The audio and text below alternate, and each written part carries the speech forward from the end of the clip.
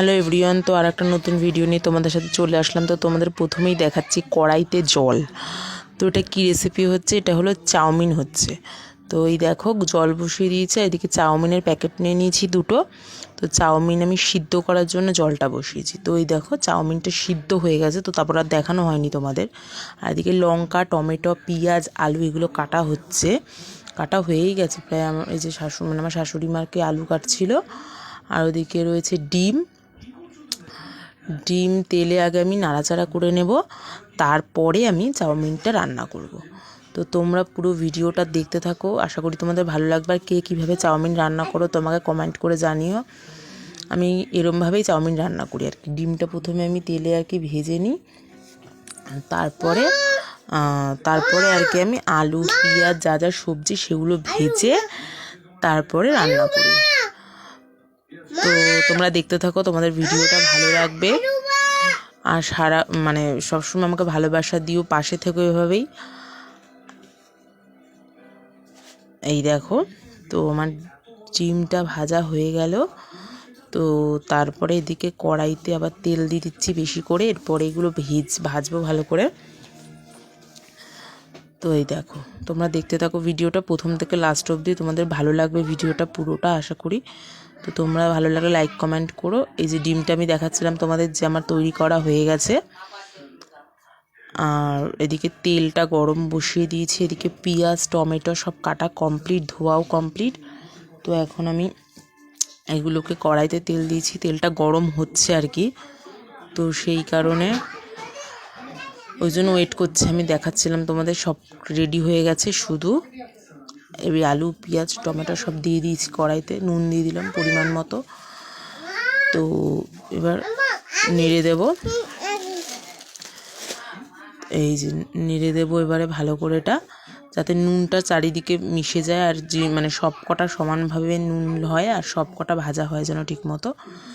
তো সেরকমভাবে আমি নেড়ে নিলাম, নিচ থেকে একদম ওপর, তলার থেকে একদম ওপরটা তলায়, তলারটার উপরে এরকমভাবে করে নিলাম। তো এবার ভালো করে এগুলোকে ভাজতে হবে। এই দেখো, তখন ভাজা হয়ে গেছিলো। তো বড় কড়াইতে আমি দিয়ে দিয়েছিলাম ছোট কড়াই থেকে, কারণ অত হবে না অত চাউমিন। তারপরে চাউমিনটাও আমি দিয়ে দিয়েছিলাম, দিয়ে ভালো করে নাড়ছিলাম, যেহেতু আলু, পেঁয়াজ, টমেটো, লঙ্কা সব ভাজা হয়ে গেছে। তো সেই কারণে আমি বড় কড়াইতে দিয়ে সব চাউমিন দিয়ে নাড়ছিলাম। তো তারপরে তখন আমি রান্না করছিলাম। তো তোমাদের দাদা আমার হাজব্যান্ডকে বললাম একটু ক্যামেরাটা একটু ধরে দাও, তাহলে ভালো লাগবে। তো রাত্রেবেলা গরম গরম চাউমিন, শীত তখনও ঠান্ডা ছিল, এটা 2-3 দিনের আগের ভিডিও। তো ঠান্ডা এখনও আছে হালকা হালকা, মাঝে মাঝে গরম লাগে, মাঝে মাঝে ঠান্ডা লাগে, পাখাও চলে আমাদের ঘরে।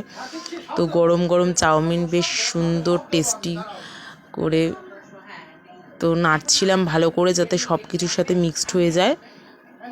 তো ভালো করে নেড়ে নিচ্ছিলাম চাউমিনটা।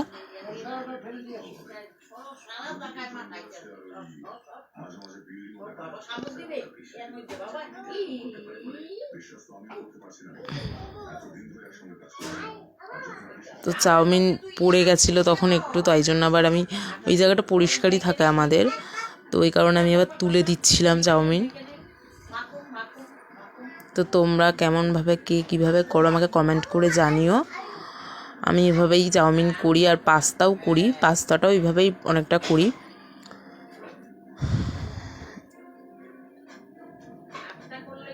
তো ভালো করে নাড়ছি চাড়ছি। তো এই দেখো ভালো করে নাড়িয়ে নিচ্ছিলাম মিশিয়ে। তোমার দাদা ভাই আমার হাজব্যান্ড বলছিল যে একটু তাকাও ক্যামেরার দিকে, রান্না করছো তুমি। তো এখন যতটা পারি চেষ্টা করি তোমাদের সাথে আবার ভিডিও শেয়ার করার। তো তোমরা পুরো ভিডিওগুলো দেখো, ভালো লাগলে লাইক কমেন্ট শেয়ার করে ভালোবাসা দিয়ে পাশে থেকো। আর এই সস দিচ্ছিলাম, আমি সস দিয়ে নিচ্ছিলাম, সস দিয়ে ভালো করে নাড়াচাড়া করব। আবার তোমরা দেখতে পাবে প্রথম থেকে দেখলে। তো কীভাবে আমি চাউমিন করলাম সেটাই তোমরা দেখতে পাবে। তো এই দেখো সস দিয়ে নিলাম, আমি সস দিয়ে ভালো করে নাড়িয়ে নিচ্ছিলাম জিনিসটাকে।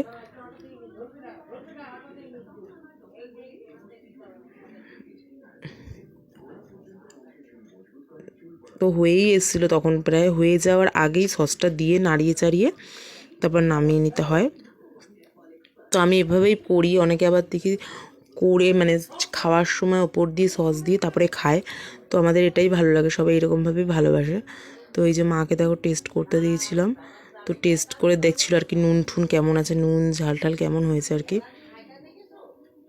বললো একটু নুন লাগবে, তো আমি এবার নুন দিলাম, ওই কারণে নুনটা একটু কম লাগছিল।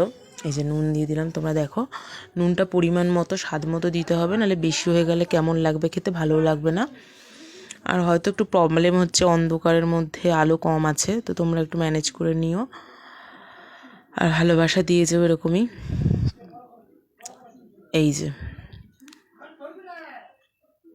সস ছিল আর একটু ছিল প্যাকেটটা, তো সেটা আমি দিয়ে নিচ্ছিলাম।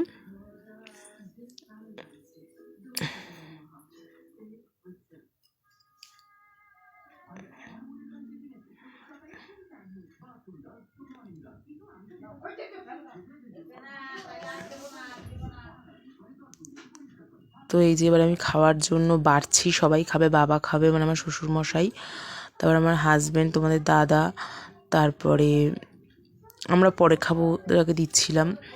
তারপরে ছেলেও খাবে, ছেলে তো খেতেই চায় না, একদমই অল্প খায়। তো তাও ওকে খাওয়াই, এখন আস্তে আস্তে সব কিছু ওকে খাওয়া শেখাই। তো এই দেখো খাচ্ছিল, আর সেদিনকে চিকেন হয়েছিল, তো আমি বললাম না চিকেনটা দিয়ে খেয়ে নাও। তো চিকেনের ঝোল আর ইয়ে দিই খুব। তো ভালো লাগলে লাইক কমেন্ট করো, টাটা।